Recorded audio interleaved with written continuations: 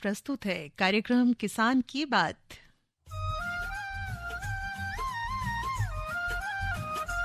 ऐसी नई नई तरकीबें अब हमको है चुननी, ऐसी नई नई तरकीबें अब हमको है चुननी।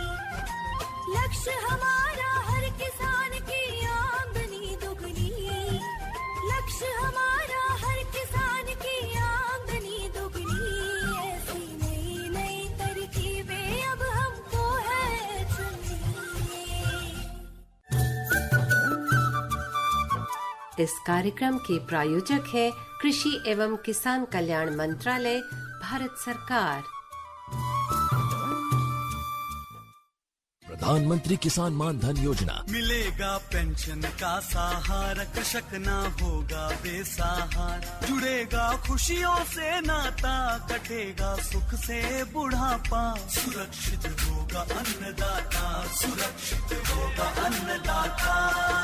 प्रधानमंत्री किसान मान धन योजना से लघु सीमांत किसानों का भविष्य होगा सुरक्षित और 60 वर्ष की आयु से 3,000 रूपए मासिक पेंशन होगी सुनिश्चित। 55 रूपए से 200 रूपए की मासिक किश्त देकर प्रवेश कर सकते हैं 18 से 40 वर्ष तक के किसान। इस अंशदायक योजना में सरकार देगी बराबर का योगदान। सभी किसान भाई बहन इस योजना के लाभ के लिए जन सेवा केंद्र में जाएं और अपना निःशुल्क नामांकन कराएं। प्रधानमंत्री किसान मान धन योजना, अन्नदाता के परिश्रम को संबल, पेंशन से सुरक्षित उनका कर। कृषि एवं किसान कल्याण मंत्रालय, भारत सरकार द्वारा जनहित में जारी।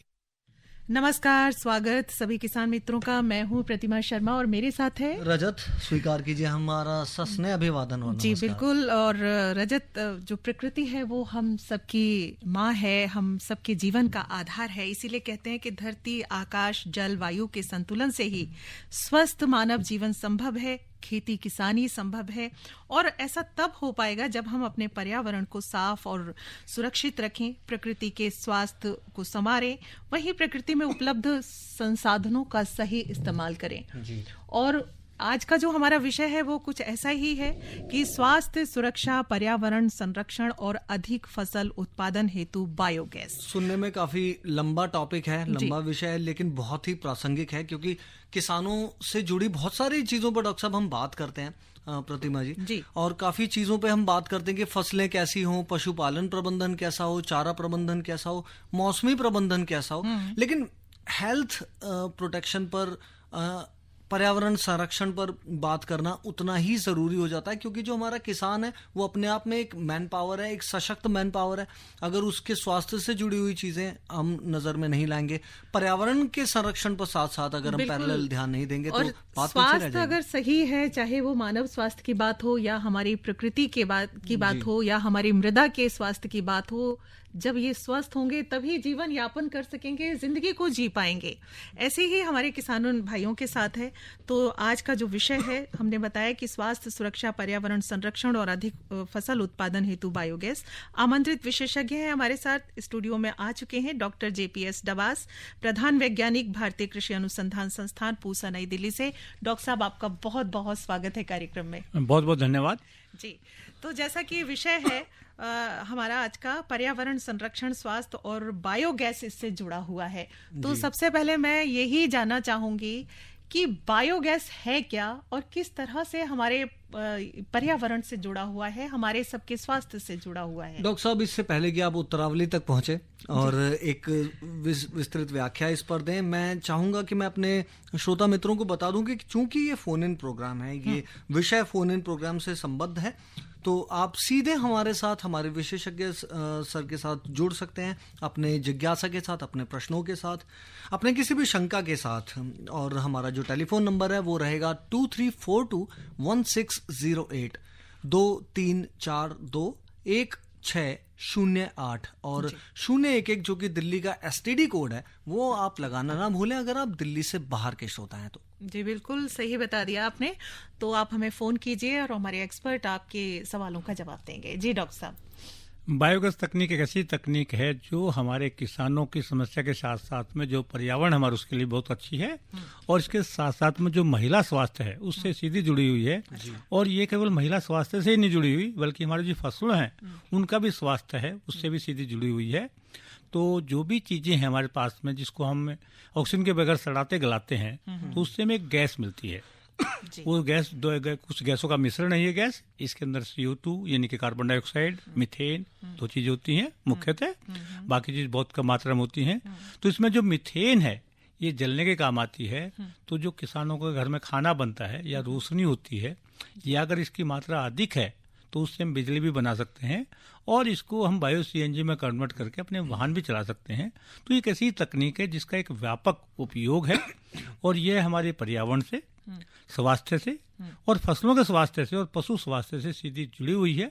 तो इसीलिए ये तकनीक बहुत ही महत्वपूर्ण है और इससे जो लाभ होता है ये सबसे ज्यादा लाभ हमारे पर्यावरण को, हमारी मिट्टी को होता है, क्योंकि मिट्टी के स्वास्थ्य को बनाए रखने के लिए इस तकनीक का बहुत ही महत्वपूर्ण योगदान है और आगे रहेगा भी। जी जी। और जो किसान भाई इसको अपनाते हैं तो उनका उत्पादन तो अधिक होता ही होता है, साथ साथ में उत्पादन लागत कम होती है और सबसे बड़ी बात होती है कि किसान के जो उत्पाद की गुणवत्ता है वो भी बढ़ती है और किसान की खुशहाली में इसका मुख्य योगदान हो सकता है। तो आज का यह विषय है, आपने बहुत ही सुंदर रखा है, मैं आपको इसकी मुबारकबाद देता हूँ और मैं उम्मीद करता हूँ कि इसी किस्म के आप विषय रख के किसानों को डायरेक्ट लाभ पहुंचाने का पूरा प्रयास करेंगे। आपने बायोगैस को इसके साथ अंतर्बद्ध किया भी कि स्वास्थ्य सुरक्षा खासतौर से महिलाओं की, क्योंकि वो ज्यादा संलिप्त होती हैं गैसों के कन्वर्जन में, जब यहाँ पर बात हम कर रहे होते हैं। तो किस खास तरह का एक ट्रांजैक्शन पाया जाता है इन दोनों के बीच, गैस और मानव के बीच, जिससे ज्यादा सचेत और सावधान रहने की जरूरत है? रजत जी, जैसा कि आप जानते हैं हमारे जितने भी किसान भाई हैं उनके 2 मुख्य काम हैं, एक तो फसल उत्पादन और दूसरा है पशुपालन। जी। जो फसलों के अवशेष है वो हमारे पशुओं के लिए चारा दाना हो सकते हैं। इसी तरह से जो पशुओं के अवशेष हैं वो हमारी मिट्टी के लिए या फसलों के लिए बहुत ही उत्तम खाद बनते हैं। जी। तो कि जैसा कि आप जानते हैं हमारी जो महिलाएं हैं वो गांव में लगभग 1 से 2 घंटे का समय, खासकर कृषक महिलाएं, केवल गोबर से उपले बनाना, उसको भंडारण, उसका उपयोग करने में टाइम लगाती हैं। और जो उपले बनाती हैं तो वो एक बहुत ही उससे एक्सपोज होती हैं जहाँ पे आप कह सकते हैं पैथोजेनिक, बहुत सारे ऐसे बीमारी फैलाने वाले जीवाणु होते हैं जिनसे वो एक्सपोज होती हैं। इसके साथ साथ जब वो खाना बनाती हैं और इन उपलों का उपयोग करती हैं तो उससे जो धुआं निकलता है उससे भी उनके स्वास्थ्य पे कुप्रभाव पड़ता है और उसके साथ साथ में बहुत अधिक समय उनका इसमें लगता है। तो अगर हम इस तकनीक को अपनाते हैं तो इन दोनों समस्याओं का समाधान हो जाता है कि महिलाओं को बहुत देर तक गोबर के उपले नहीं बनाने, ना उसमें गोबर के हाथ डाल के रखना है और न ही उसको खाना बनाने में किसी धुएं का उपयोग करना है, ना आवश्यकता होगी।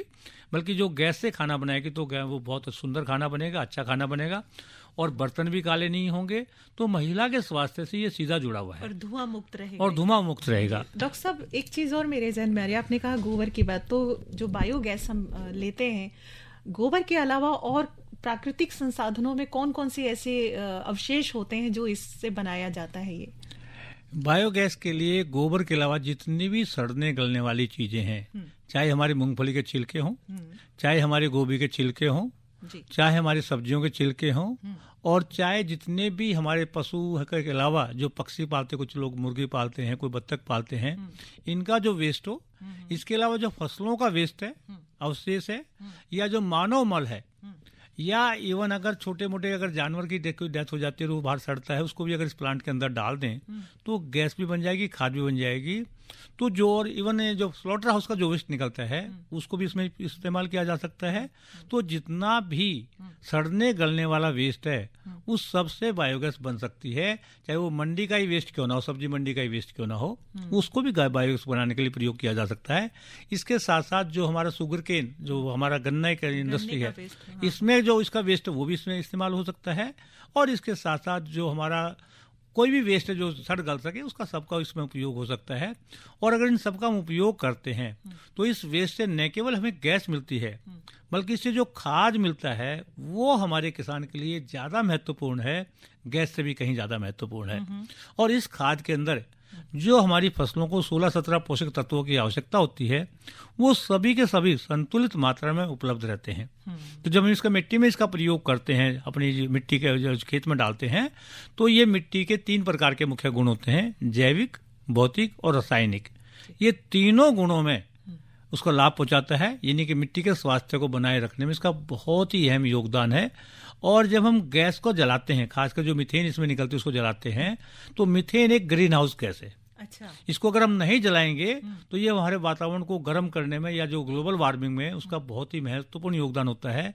लेकिन जैसे उसको जला देते हैं तो उसका 20 गुना प्रभाव कम हो जाता है। यानी कि अगर हमें ग्लोबल वार्मिंग से बचना है तो अगर मीथेन का हम ईंधन के तौर पर इस्तेमाल करते हैं तो मीथेन जो है तो हमें ऊर्जा तो दे ही रही है, साथ ही साथ में ग्लोबल वार्मिंग कम होती है।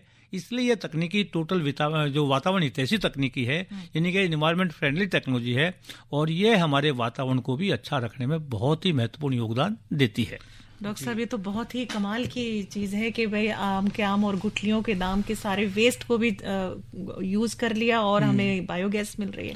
लेकिन डॉक्टर साहब, एक प्रश्न जो मैं यहाँ आपसे करना चाहूंगा कि हम बहुत छोटे थे, मतलब तकरीबन आज से मैं 30 या 35 साल पहले की बात करूं, तब से हम बायोगैस के बारे में सुनते आ रहे हैं, बल्कि उससे भी पहले से।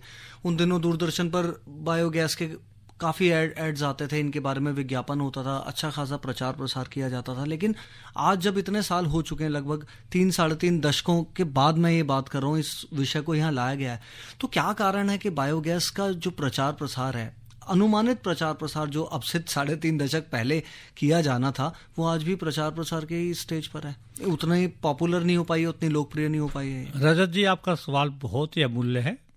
उसका सबसे बड़ा कारण क्या है कि बायोगैस टेक्नोलॉजी जो है ये ministry of non conventional energy sources में आती है जी, और कृषि मंत्रालय में नहीं आती है जी। तो इसको जो प्रचार प्रसार है उसके लिए कोई अलग से तंत्र नहीं है, बल्कि वो लोग ऑलरेडी इस तंत्र पर डिपेंड करते हैं। और क्योंकि पर्टिकुलर विभाग से संबंधित नहीं है, तो जो कृषि प्रसार वाले हैं या जो पशुपालन में जो बात करने वाले हैं, वो लोग इसकी चर्चा नहीं करते हैं। और एनवायरमेंट मिनिस्ट्री का जो कोई हमारे जो नॉन कन्वेंशनल एनर्जी सोर्सेज है, इसका कोई अलग प्रसार तंत्र नहीं है, इसलिए किसानों को ये तकनीकी पूरी नहीं जा रही है जी। और जब तक तकनीकी का हम किसानों को अवगत नहीं करवाएंगे तो किसान उसको अपनाएगा कैसे जी। दूसरी बात यह है कि इस प्लांट को बनाने के लिए एक खास किस्म के तकनीशियन की आवश्यकता होती है जी। यानी कि हर आदमी इस प्लांट का कंस्ट्रक्शन नहीं कर सकता है, तो उनकी जो ट्रेनिंग है वो भी बहुत आवश्यक है। उसके साथ साथ में लोगों को जागरूक करना, यानी कि मैं तो कहता हूँ ये स्कूल के करिकुलम में ही होना चाहिए, जिससे कि बच्चे इसको जाने और किसानों तक ये बात पहुंचे। क्योंकि हम किसानों को अवगत तो करवा देते हैं, तकनीकी है, लेकिन किसान जब इसको अपनाना चाहता है तो उससे संबंधित नई जानकारी उसको अपने आसपास नहीं मिल पाती है, जिसकी वजह से वो अपना नहीं पा रहा है। और जिन किसानों ने अपनाई है वो आज बहुत आगे बढ़ गए। लेकिन ऐसे दौर में जब हम प्राकृतिक खेती की बात करते हैं, ऑर्गेनिक खेती की बात करते हैं, कई और गैर परंपरागत स्रोत आ गए हैं कृषि के या पशुपालन के। अलग इन्हीं संदर्भों में अगर मैं एकजुट होकर बात करूं तो इसमें बायोगैस का क्या योगदान हो सकता है? एक्चुअली कितनी जरूरत है? अगर हम जैविक खेती के बारे में सोचते हैं या प्राकृतिक खेती के बारे में सोचते हैं तो बायोगैस के बगैर संभव नहीं है। अच्छा। बायोगैस इसकी फाउंडेशन, नींव, क्योंकि जब तक मिट्टी में पोषक तत्व नहीं होंगे तो आप सही से उत्पादन नहीं ले पाएंगे। आज आपने देखा होगा, हम बहुत लोग श्रीलंका का एग्जाम्पल देते हैं कि वहां पे उन्होंने जैविक खेती अपनाई तो फेल हो गई। फेल होने का कारण क्या था? उन्होंने रसायन तो बंद कर दिए, लेकिन जो पोषक तत्व हैं वो किसी भी ऑर्गेनिक सोर्स से भी सॉइल को नहीं जा रहे। जब ऑर्गेनिक सोर्स से भी सॉइल को नहीं जाएंगे, मिट्टी को नहीं जाएंगे, तो फसल का उत्पादन प्रभावित होगा। हम लोग क्यों मार नहीं खाते हैं? क्योंकि हमारे यहाँ किसान के पास में 2 चीजें बहुत ही महत्वपूर्ण है, फसल उत्पादन के साथ साथ में पशुओं की संख्या, और पशुओं से जो प्राप्त गोबर है उसका जो खाद है, ये हमारी मिट्टी के लिए बहुत ही महत्वपूर्ण खाद है। इसके अंदर सभी पोषक तत्व होने के साथ साथ में हमारे जो दूसरे जो जमीन के गुण हैं, जैसे भौतिक है, रासायनिक है, उनमें भी इसमें लाभदायक होता है। तो ये तकनीकी ऐसे ना पहुंचने का यही कारण है कि हम इसका सही से प्रचार प्रसार पूरे ढंग से नहीं कर पाए हैं। अगर इसका हम प्रचार प्रसार करते हैं तो इसके लिए बहुत ही जरूरी है कि इस देश को बहुत फायदा होगा, क्योंकि हमारा देश आज भी पेट्रोलियम प्रोडक्ट को बाहर से इंपोर्ट करता है। हम लोग खाद को बाहर से इंपोर्ट करते हैं, जबकि दोनों का ये सब्स्टिट्यूशन है। यानी कि अगर हमारे घर में गैस बनती है, बायोगैस बनती है, तो इससे हमें एलपीजी गैस लेने की आवश्यकता नहीं पड़ेगी। इसी तरह से अगर हमारे पास जीवाणु जिससे जो बायोगैस से खाद मिलता है वो होता है, तो हमें रासायनिक खाद नहीं खरीदने पड़ेंगे, तो उसका भी सब्स्टिट्यूशन है। तो एक ऐसी तकनीक है जिसको सही से बढ़ावा देने की आवश्यकता है, और ये आज समय की मांग है। अगर हम इसको नहीं सुनेंगे तो हमारी मिट्टी का स्वास्थ्य बिगड़ेगा, क्योंकि हम चाहते हैं एक खेत में एक साल में 3 फसलें लेना। वो तभी संभव है जब हम फसलों को ठीक से पोषक तत्व दे सकें, और पोषक तत्व तभी जाएंगे जब हम इनके सभी सोर्सों का इस्तेमाल करें कि जितनी भी हमारे पास इस किस्म के सोर्स हैं उनका संसाधनों का उपयोग हम सही से करेंगे, तभी हम अच्छा फसल उत्पादन ले पाएंगे। तो इसका होना बहुत ही आवश्यक है। एक और आपको मैं बात बता दूं कि ये पौधों के स्वास्थ्य का भी बड़ा ध्यान रखती है कि जहाँ पे इस खाद का प्रयोग करते हैं उन पौधों में बीमारी भी कम आएगी, उसमें कीट भी कम लगेंगे, और उन खेतों में खरपतवार भी कम होंगे।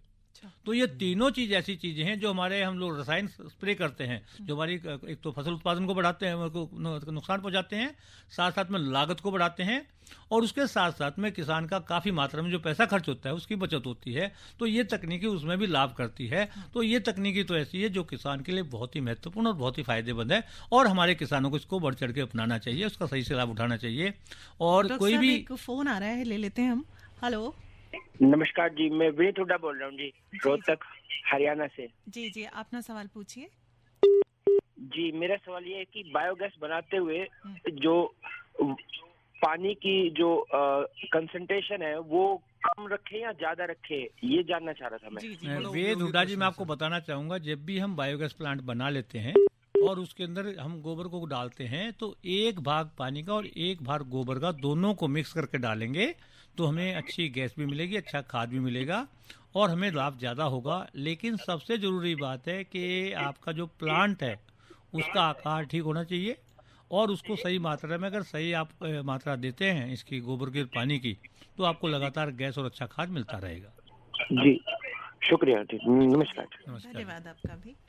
तो डॉक्टर साहब, एक चीज़ है, अगर कोई बायोगैस संयंत्र स्थापित करवाना चाहे या लगवाना चाहे तो इसके लिए उसे क्या करना है? क्या कोई सरकारी सुविधा है या कुछ वैसे तो सरकार की तरफ से 8 ट्रेनिंग सेंटर हैं पूरे देश में जो बायोगैस पे ट्रेनिंग भी देते हैं और इसके प्रचार प्रसार का काम कर रहे हैं। लेकिन क्योंकि ट्रेनिंग सेंटर अलग अलग कोनों में है और किसान को अपने आसपास चाहिए, तो मैं ये कहूँगा कि किसान को अपने कृषि विभाग से और जो जिला का जो वीडियो है, यानी कि खंड विकास अधिकारी है या जिला विकास अधिकारी है, उनसे संपर्क करके इसके बारे में जानकारी लेनी चाहिए और पूरी जानकारी लेके एक अच्छे ट्रेंड मेसन से बायोगैस प्लांट बनवाना चाहिए। अगर प्लांट बनने में कोई कमी रह गई तो चाहे मर्जी आपने कितना भी सीमेंट लगाई हो, कितना भी अच्छा सामान लगाया हो, आपका प्लांट नहीं चल पाएगा, क्योंकि इसमें जो प्लांट बनता है, संयंत्र बनता है, ये एयर टाइट बनता है। अच्छा। तो इसको एक निपुण अगर कारीगर बनाएगा, उसको पूरा ध्यान रख के बनाएगा, तो आपका प्लांट चलेगा भी, अच्छा खाद भी मिलेगा, उसकी लाइफ भी ज्यादा होगी। और जो प्रबंध के लिए बताया जाता है, यानी कि जैसे गोबर की और पानी की मात्रा 1-1 हो और प्लांट का जो आकार है उसके अनुसार उसको हर रोज खाना मिलना चाहिए। ये जो गोबर और पानी वो इसका खाना है, तभी ये आपको अच्छी मात्रा में गैस और खाद दे पाएगा। दूसरी बात आती है, इसको जो खाद निकलता है वो तरल अवस्था में निकलता है। अच्छा। तो इसके खाद को सुखाने की आवश्यकता नहीं है, बल्कि अगर इस खाद को हम पानी के साथ देते हैं तो फसल में ज्यादा अच्छा काम करेगा। देन सुखा के अगर खाद डालते हैं और इससे किसान की लागत भी कम होगी और इससे हम खड़ी फसल में भी इस खाद को दे पाएंगे, क्योंकि जितने भी बल्कि मैन्योर है उनको डालने के लिए या तो फसल काटने के बाद डालते हैं या बोने से पहले डालते हैं, जबकि इनकी आवश्यकता होती है जब फसल चल रही होती है उस समय, खासकर नाइट्रोजन की। तो ये एक ऐसी तकनीक है, इसको अपनाना चाहिए, लेकिन अपनाने से पहले कुछ खास बातों का ध्यान रखना चाहिए। एक सवाल उठता है कि हम कितना बड़ा प्लांट बनाएं, उससे जो गैस मिलती है उसका हम क्या क्या उपयोग कर सकते हैं। तो जो प्लांट का जो आकार है वो इस बात पे निर्भर करेगा कि हमारे पास कितना वेस्ट अवेलेबल है। ये कि हमारे पास अगर 25 किलो गोबर है तो 1 घन मीटर या 35 घन फुट का प्लांट बना सकते हैं। अगर हमारे पास 50 किलो गोबर उपलब्ध है तो 70 घन फुट या 2 क्यूबिक मीटर का प्लांट बनेगा। तो इसी तरह हम कैलकुलेट करते हैं कि जिससे कि हम सही आकार का प्लांट बना सके। इससे जो गैस मिलती है क्यूबिक मीटर से, उससे समझो 5 आदमियों का खाना बड़े आसानी से मिल जाता है। और इस गैस का उपयोग न केवल हम खाना बनाने में कर सकते हैं, बल्कि प्रोसेसिंग और वैल्यू एडिशन में भी हो सकता है। इसके साथ साथ इससे हम बिजली भी बना सकते हैं। और इसके साथ अगर हमारे प्लांट बहुत बड़ा है, यानी कि हमारे पास कई हजार क्यूबिक मीटर टन और गोबर है, तो उससे लाभ होगा। तो आप वो भी कर सकते हैं। तो इसको बायोगैस सीएनजी में भी कन्वर्ट करके इसको गैस का उपयोग भी किया जा सकता है और इसका हम फायदा उठा सकते हैं। जी डॉक्टर साहब, अभी पानी से जुड़ी हुई हम बात कर रहे थे और आपने कहा कि बायोगैस के साथ पानी का बड़ा उपयोगी मतलब संबंध है आपस में।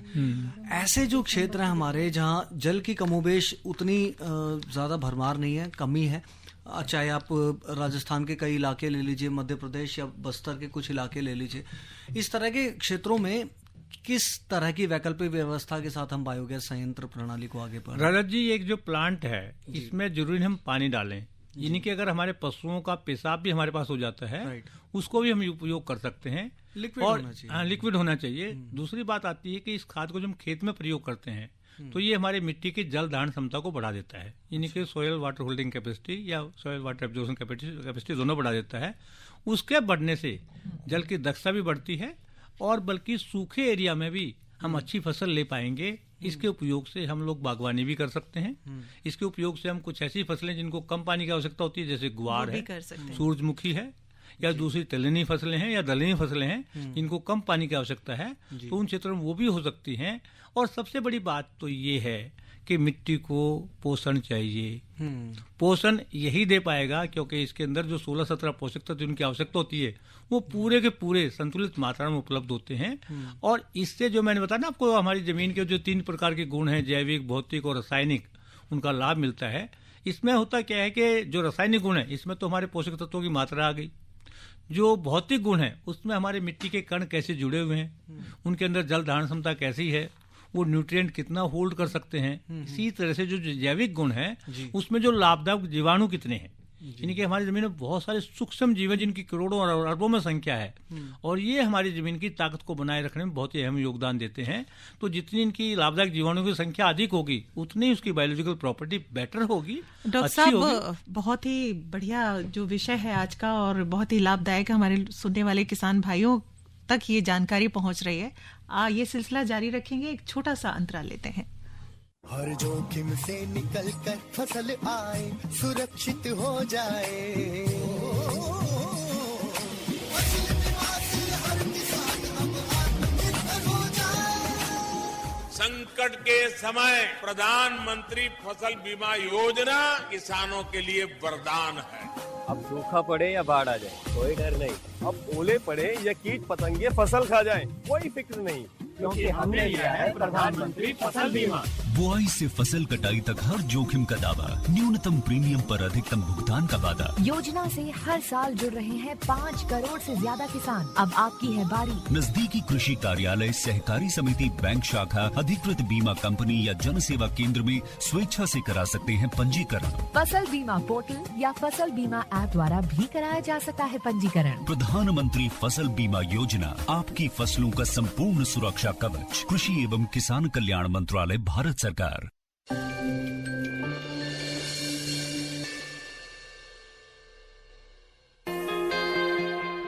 किसानों की आमदनी में वृद्धि और देश में कृषि संबंधी इंफ्रास्ट्रक्चर को मजबूती प्रदान करने के लिए भारत सरकार ने जुलाई 2020 में आत्मनिर्भर भारत पैकेज के तहत एग्रीकल्चर इंफ्रास्ट्रक्चर फंड योजना की शुरुआत की थी, जो कृषि क्षेत्र के लिए बेहद महत्वपूर्ण साबित हो रही है।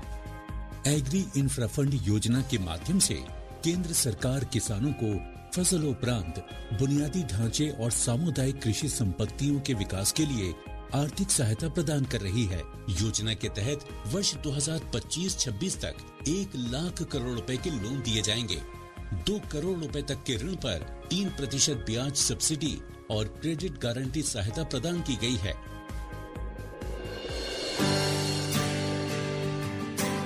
कोई भी किसान, कृषि उद्यमी, एफपीओ, प्राथमिक कृषि सहकारी समितियां, स्वयं सहायता समूह, कृषि उपज मंडी समितियां इत्यादि इस योजना का लाभ लेकर देश में गोदाम, प्राथमिक प्रसंस्करण इकाइयां, cold chain, custom hiring centre, छंटाई एवं ग्रेडिंग यूनिट इत्यादि स्थापित कर सकते हैं। साथ ही कृषि संबंधित आधुनिक तकनीकों के विकास जैसे कि drone, remote sensing, blockchain, IoT इत्यादि के लिए भी योजना के तहत लाभ लिया जा सकता है। लोन लेने की प्रक्रिया बेहद सरल है। ऑनलाइन पोर्टल agriinfra.dac.gov.in पर लॉगिन करके आवेदन किया जा सकता है। सभी आवेदनों का तुरंत निस्तारण किया जा रहा है। तेलंगाना के बालारेड्डी विश्वाराम के स्टार्टअप द्वारा लगाए गए विभिन्न राज्यों में 25 प्रोजेक्ट्स को मात्र एक दिन के अंदर ही स्वीकृति मिल गई। ये किसानों से कृषि उपज की प्रोसेसिंग कराकर सामान को सीधा बाजार में बेच रहे हैं, जिससे बड़ी संख्या में किसान लाभान्वित हो रहे हैं। 10 स्टेट्स में हम डिस्पैच सेंटर्स को लगा रहे हैं। उसका प्रोजेक्ट कास्ट एक डिस्पैच सेंटर के लिए 5.9 करोड़ है। इसमें हम एग्री इंफ्रास्ट्रक्चर फंड का स्कीम में अप्लाई किया और तुरंत उसका सारा 25 लोकेशंस का अप्रूवल मिल गया। हिमाचल प्रदेश की ढींगी देवी ने योजना की मदद से ग्रेडिंग और पैकेजिंग यूनिट स्थापित किया है, जिससे गांव के अन्य किसानों को भी लाभ हुआ है। हनुमानगढ़ की गोलूवाला निवादान ग्राम सेवा सहकारी समिति ने योजना का लाभ लेकर बूम स्प्रेयर खरीदा है। इससे लगभग एक दिन के अंदर ये 125 बीघा स्प्रे करता है और इससे समिति को 6,500 रुपये प्रतिदिन आमदन हो रही है और इससे हमारा पैक्स परिवार पूर्णतः गवर्नमेंट का तहे दिल से शुक्रिया अदा करता है। इसी तरह देश भर में हजारों स्वीकृत प्रोजेक्ट के शुरू हो जाने से कृषि क्षेत्र में क्रांति आ रही है। योजना के तहत बनाए गए फार्म गेट इंफ्रास्ट्रक्चर से अधिक निवेश के द्वार खुल रहे हैं, कृषि का आधुनिकीकरण हो रहा है, रोजगार के नए मौके खुल रहे हैं और एग्री सप्लाई चेन में किसानों की भागीदारी बढ़ रही है। तो आप भी इस योजना का लाभ लेकर अपने और देश के विकास में भागीदार बन सकते हैं। हमारे साथ हैं डॉक्टर JPS डवास और आज बायोगैस, स्वास्थ्य, सुरक्षा और पर्यावरण पर बात हो रही है। डॉक्टर साहब हमारे साथ एक कॉलर है, उनसे बात करते हैं। हेलो जी मैडम नमस्कार। जी नमस्कार। मैं ये कह रहा था, जो बायोगैस के लिए आज प्रोग्राम जो है, तो मेन जो समस्या ये रहती है, जैसे कि आपने कहा प्रशिक्षण के लिए उनको कैसे प्रशिक्षित करना है, जिससे कि किसान स्वयं जाके खेतों में बायोगैस प्लांट ऑपरेट कर सके। धन्यवाद। मैंने जैसे आपको अभी बताया था, हमारे सभी जिलों में कृषि विज्ञान केंद्र हैं, जहाँ से उपरोक्त सूचना आप पा सकते हैं और उनसे जानकारी लेके आप ऑपरेशन वगैरह सीख सकते हैं। इसके अलावा जो प्लांट आपके यहाँ बनाने एक्सपर्ट आएगा, तो जब प्लांट बनाएगा तो आपको पूरी चीज़ जानकारी देगा कि आपको कितनी मात्रा में कैसे गोबर घोलना है, कैसे गैस को मैनेज करना है और किस तरह से गैस का उपयोग करना है। और डॉक्टर साहब, डॉक्टर JPS डवास, प्रधान वैज्ञानिक, भारतीय कृषि अनुसंधान संस्थान पूसा, नई दिल्ली से हमारे साथ जुड़े।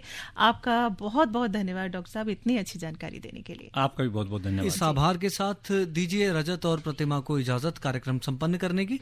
नमस्कार। नमस्कार। इस कार्यक्रम के प्रायोजक थे कृषि एवं किसान कल्याण मंत्रालय, भारत सरकार।